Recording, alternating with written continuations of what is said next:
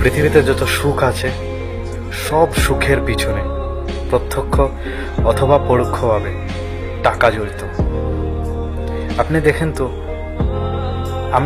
আমার কথাই বলি, আমি এই প্রবাসে কেন আসছি? টাকার জন্য।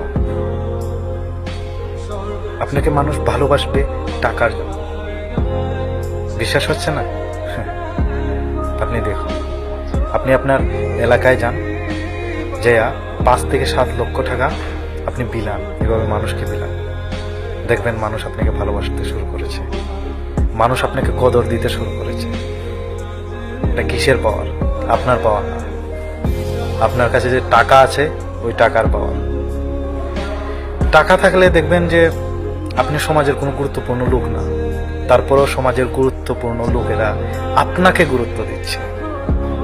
টাকা থাকলে দেখবেন যে আত্মীয় স্বজনের কাছে আপনি সবচেয়ে